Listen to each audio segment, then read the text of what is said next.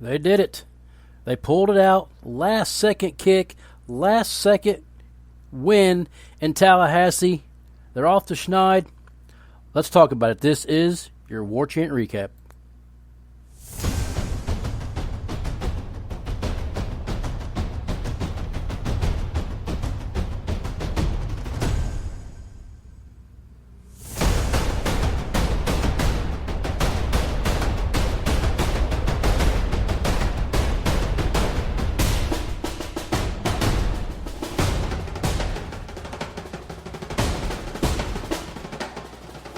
They will be dancing on the streets in Tallahassee this evening, and they should. They should. There's a lot of good to talk about. We're going to get into it. This is Chris Strawsball. Welcome into the Hateful Hitman podcast. This is the Florida State Syracuse instant reaction show, and we're going to cover everything, the good, the bad, the ugly, but the good. We're going to start right off with some good. They finally was able to get the win. Get a big old straight line in the winner's column, and it's got to feel good. I know it feels good for me as a fan. It's got to feel good for the players, the coaches, anybody who's a Seminole fan throughout the country, players, coaches, like I said, everybody. It's like you can take a breath. Like, okay, it can happen. We can win a football game. Yeah, look, they're not winning the ACC. They're not going to the national championship. They're not going to do anything of that. Okay, they have a tough game next week that I'll get to here in a little bit. But for right now, what they did today was good enough to get them a win, celebrate it tonight, and get ready for UNC next week.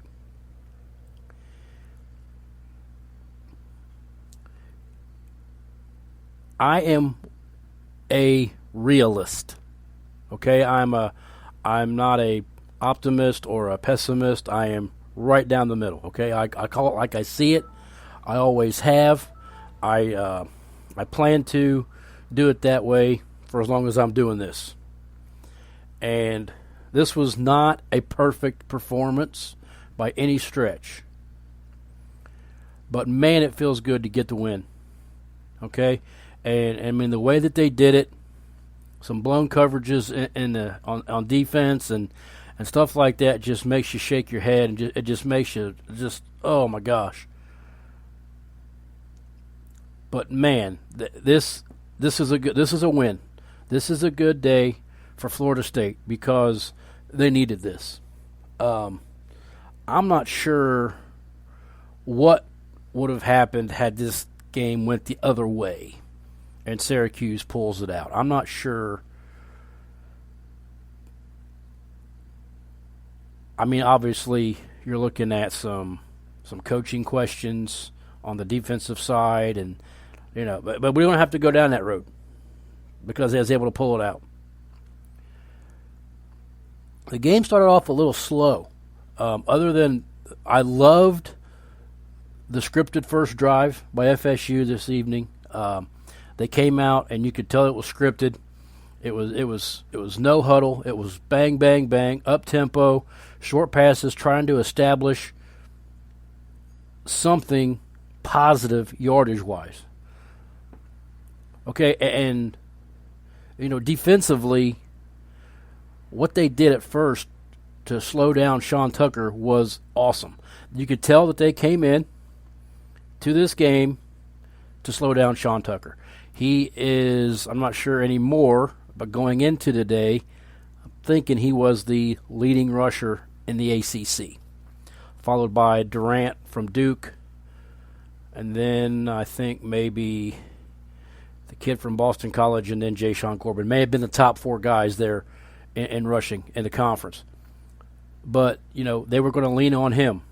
Their quarterback really wasn't too terribly impressive to me. The running ability to me he's a very good athlete, but the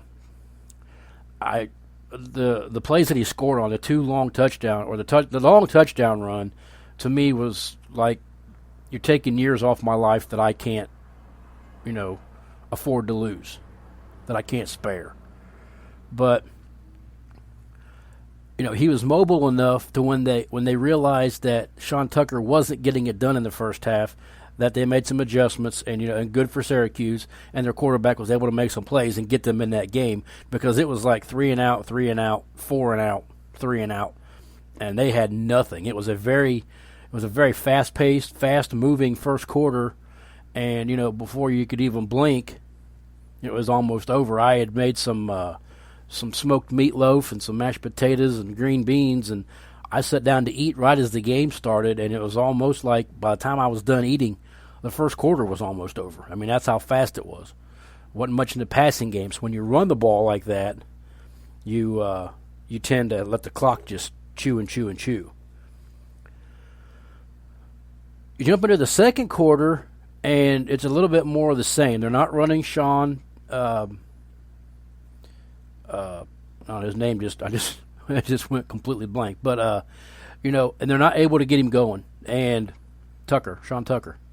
Not able to get him going, and the Noles are hanging in there. It's a weird score because both teams missed extra points, so it looks like a game of field goals, but it really wasn't a game of field goals. It was like 9-6. The touchdown pass that Jordan Travis threw sidearm to Cam McDonald was pretty neat. It's not something that I really recommend seeing, but I love the ad lib, and we'll get to Jordan Travis's ad libbing here when we get into the second half. But the touchdown throw to Cam McDonald, him powering his way into the end zone to get them that 9-6 lead, was really important. And I got to say, I didn't really hate the offensive scheme, the first half. There was a couple of plays that, made me kind of scratch my head, but, I mean, it was working. Okay, I love the fact, and I loved it last week too, when, Travis was out and it was Mackenzie Milton's show. And there was no, who's going to quarterback this drive? Who's going to quarterback this drive? You could kind of get a feel that this was going to be Jordan Travis's game.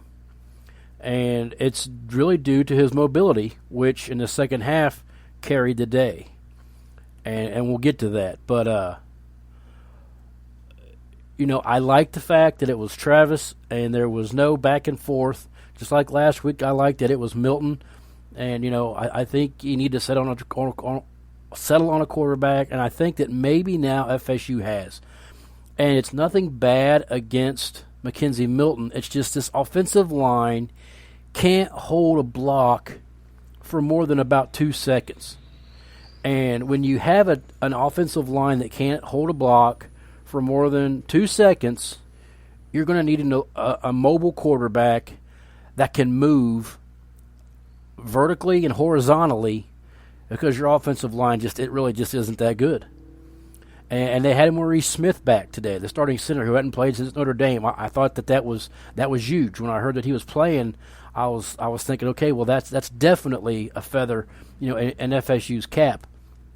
And he held up okay. He did okay. But, I mean, once Syracuse made some adjustments defensively and started moving and starting to get some pressure, in the backfield, you could tell that it was Travis dropping back. He had 1 to 2 seconds to look, and he had to go. There was no, looking around. There's no ability to scan the field because the time just doesn't exist. So, all that being said, it's like I don't have anything against Mackenzie Milton. And, yes, I'm a Travis guy. I've been a Travis guy since last year. Okay, the heart that guy has is just amazing to me. And the love that he has for Florida State and his team, it amazes me. I don't have anything against Mackenzie Milton, but, I mean, all these guys. And, I love what Keir Thomas is doing. I love what Jermaine Johnson's doing, on defense. But these guys they're mercenaries. Okay, they transferred here to make, for Milton, it's one last splash. He's not going to get drafted into the NFL. It's just not going to happen. So, I mean, it was just one last chance for him to play football again before his career's over and he's doing whatever he's going to do for the rest of his life. But, Keir Thomas and Jermaine Johnson, they came here to get some stuff on film so they can get drafted in the NFL. It works out okay. I'm okay with the transfer portal. I'm not knocking the transfer portal. But, I mean, those guys came here with one goal in mind, to get themselves into the league.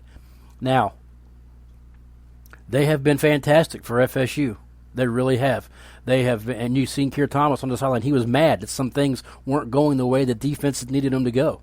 Okay, and those guys have been fantastic. It's like a 1-2 punch on the defensive ends, for FSU, and that wreaks havoc, and that makes everybody else better on that front line. Okay, now everybody can get to the quarterback because you can't pay attention to just Timmy Jernigan or Marvin Wilson. You got to think, okay, well, you got two guys here, and then you also got two guys in the middle that are coming too. Fabian Lovett, he showed up today, back from injury. So, I mean, that front four for FSU is awesome. But it has a couple of transfers, and they're one-and-dones. And there's nothing wrong with that. But I am a Jordan Travis guy because he's seen it through. He's stuck it out. When they brought in Mackenzie Milton, he could have said, okay, well, you got Mackenzie Milton. I'm dipping. I'm going someplace else again. But he didn't. He stuck around. That's why I'm a Jordan Travis guy. And then, like I said, the heart that this kid plays with and his desire and will, is amazing. And if DeAndre Francois had his kind of heart and will, and obviously the ability to stay healthy, Francois would have been, a fantastic FSU quarterback. So, what was it? 231 total yards for Travis, 2 touchdowns. He had 100 on the ground. Pretty efficient passing. Nothing deep. They did try a couple deep, but he overthrew them. He overthrew them pretty badly. The one to Parchment, if it was a little bit more accurate, it's probably a touchdown. And it was nice to see Parchment on that heads-up play or on the backwards lateral that was muffed. He picked it up, ran it in for the touchdown. That was terrific wherewithal from another transfer guy, who's just here to try to put some stuff on film to get drafted. And I mean, I don't know that he'll get drafted. He's going to have a fantastic pro day and combine. But I mean, he may have some tools, and he may end up slipping into the draft. He may get drafted, late, last day of the draft or whatever. But I mean, he's got some ability and some talent.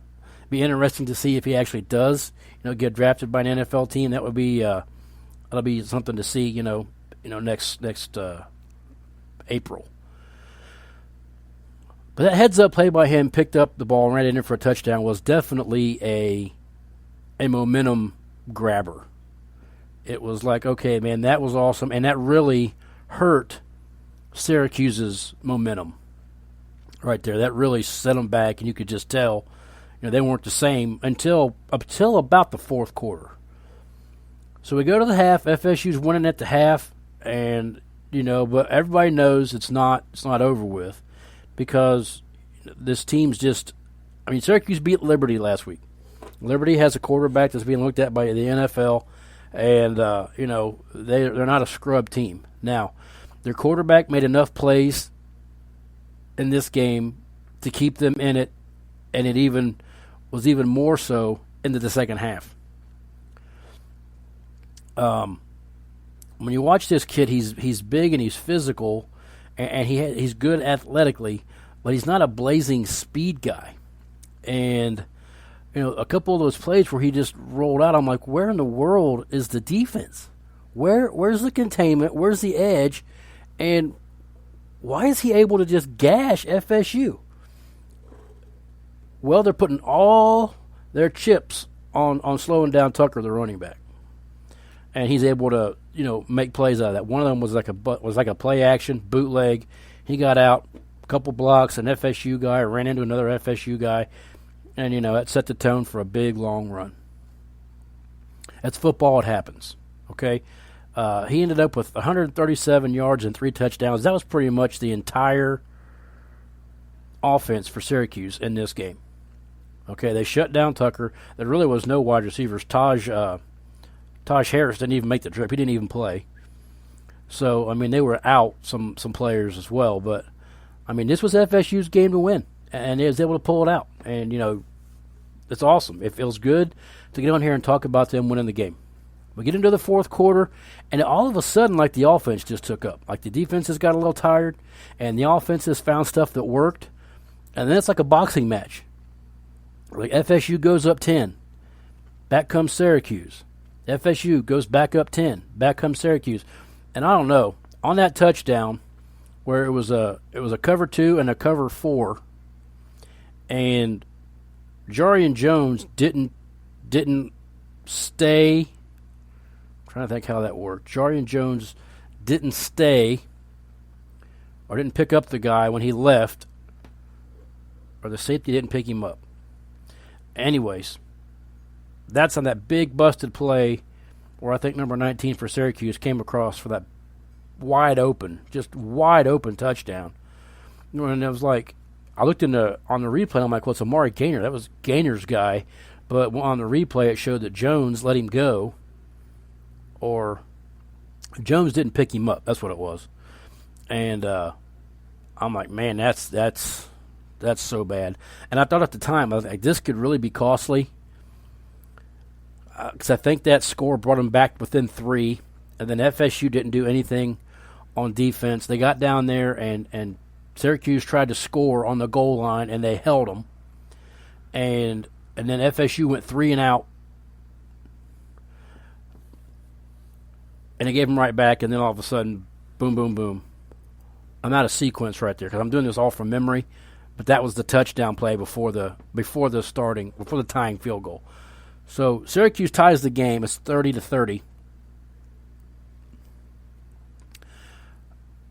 And before they tied it, I'm telling myself they have to hold them to a field goal here. They can't give up the lead. They have to at least, make it a tie. And FSU's defense was able to hold. They tied it. And if we go down to the last 2 drives of this game, this is where we're going to talk about Jordan Travis. And this is the reason why he's the right guy for this offense. Yeah, he's not going to throw for 300 a game. Okay, I'm not sure this offense is even set up for that. Because I don't think they have, I'm trying to say this very delicately, I'm not sure they have the ability to do those types of things. Whether it be the quarterback play or the offensive line giving time or the wide receivers not being so spectacular. All those things entwined with one another. This was a gritty, grinded-out game, and these are the kinds of games that I think FSU, when they win ball games this year, is going to be how they win them. I mean, they're going to be gritty. They're going to be, I don't see them blowing anyone out. It's just not in my feelings right now. I don't see them being able to come in and just, take apart a defense. I think when they win, they're going to win, and it might even be ugly. It might even be, like it was today. You get down with 1 second, and you got to, it either goes your way or it doesn't. But Jordan Travis is the reason they won this football game. Now, I know that Corbin had a really good game. He did score a touchdown, 65 yards, I think, on the ground. Not much. But, the threat of him. Treshaun Ward, the big long run that Treshaun Ward had that actually set up the Corbin touchdown. I love that 1-2 punch at running back. It works. And if they can stay ahead of the chains and keep the penalties down, which they did both of those for the most part today very, very well. There was a couple penalties that set them back. A couple plays, because the penalties were down again. I don't know what the exact penalty number was. I haven't looked it up yet, but the penalties were down again for the second straight game.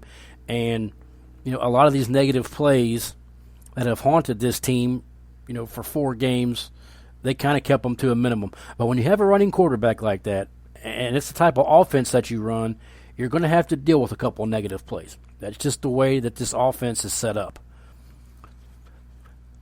But they overcame all of that, and it was on the back of Jordan Travis. The 2 runs that he made on the last 2 drives, and then the one on the drive that set up the winning field goal, was amazing, and that's something that Mackenzie Milton would not have been able to do this whole entire game. The runs that Travis did, not even to put himself over 100 yards, but the 2 or 3 there in the critical waning moments of this football game that Travis was able to put together is the reason why he's the right fit for this offense. And like I said a little bit ago, it's nothing against Milton. It's just that this team it doesn't work to his skill set because of the offensive line and the receiver play, and it all mixes in. So if Travis can stay healthy, he took some shots. He took some shots again, man. Like man, he's doing the best he can, and he's still getting hit. But I mean, the one big scamper where he took off for like 23 or 25 yards and got himself out of bounds, that was great. He got what he could, saw the guy coming, stepped out of bounds, saved himself a hit. That's awesome, and he can probably do that, as long as he keeps his head up and is watching down the field. Now, the play where they even talked about this on the telecast, where he rolls out to the left, on the short side of the field and tries to throw the ball when there's 2 receivers and 4 defensive backs. Those plays like that are just drive killers. Just drive killers. For one, it's a very low percentage play, for one thing, and you're asking your quarterback to do something that he's really not mechanically set up for, because you're rolling to the left, throwing back across your body to the right. And Mark Herzlich, who mentioned this in the broadcast, he said he hit it right on the head. That's not a great play. That's not a great setup play. I mean, unless you're going to get out there and he's going to keep it, and there's no threat of him throwing it, then that play's just not going to work. But what Jordan Travis did on that last drive, that actually, got him in position to win this football game, shows exactly why he's the right quarterback for this job. No, he's not the prettiest quarterback to ever play the game. Okay, he's not the most fundamentally sound, and he's not he's not going to win any Heismans. But what he is going to do is he's going to give himself the chance to keep himself in the game. And that's what he did today. He fought and fought and fought. FSU stayed in the game. Low penalties. Kept himself ahead of the chains. Ran the ball pretty efficiently. Threw just enough to keep it honest. And they came out with a win. They interviewed Mike Norvell after the game. I'll be interested to watch his press conference. But they interviewed him after the game. The sideline reporter for the ACC network was talking to him. You could just see. I mean, he was smiling, and it was kind of like a couple of wrinkles were gone, because he wasn't. He was like, okay, we finally got over that hump. We got the win, and take a deep breath, enjoy this, because tomorrow you start prep for the next hurdle, which is a bigger hurdle, and it's a hurdle which FSU won last year in North Carolina. Now, North Carolina won again today. Sam Howell is doing what Sam Howell does. He's having a great season again. I think I saw where he threw for 3 more touchdowns today. And they have a fantastic wide receiver in Josh Downs. Now they are without, De'Ami Brown, of course, gone. The 2 running backs are gone. And another wide receiver. They lost 4 really big pieces, of that offense. But they still have Howell, and they still have Josh Downs, and it's still a dangerous team. But what you have now is the momentum of a win at home, and you have what it feels like. The team can now appreciate what it feels like to get a win. A win, a close game where they've lost a couple of close ones this year. Well, now they had one come their way. This team could be 3-1, and I keep going back to that. This team could be 3-1. And, I mean, that's really up in the air about what happens in Notre Dame if, they don't kick the game-winning field goal. How that one plays out. But, I mean, FSU could have won that game. Obviously, we're not talking about Jacksonville State anymore. But, the Wake Forest game, they lose. And they had a chance and probably could have beaten Louisville. So this team could very easily be 3-1. Now, I'm not saying they're going to win the next 3 and get back to 500. The next 3 to get back to 500. But if they could win a couple of them, find a way to scratch and claw their way to a couple of wins, then all of a sudden, we get past the halfway point of the season, and they're not looking as terrible as they were, when they lost the game against Jacksonville State. We shall see. We're getting ahead of ourselves, and I try not to do that, but it's hard not to because you really want to see this team string out a couple of wins now.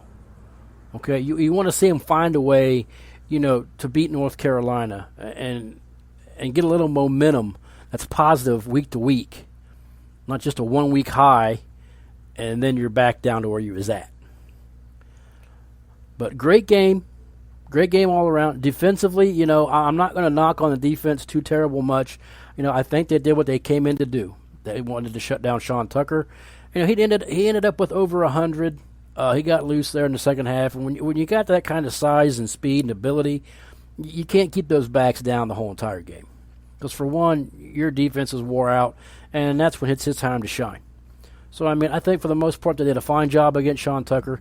He did get loose there a little bit in the second half, which is fine. But the killer of it, was the quarterback. If the quarterback wasn't able to do the things that he did, this game isn't even really close, and FSU rolls them. But, he did his job. He did a fine job. He kept them in the game and kept the game relevant, clear to the very end. Down to the last second, literally. FSU took the ball down to the last second, timeout, kicked the game winner, 33-30. FSU wins. There's cheer in Tallahassee, and we're happy, and we're on to UNC.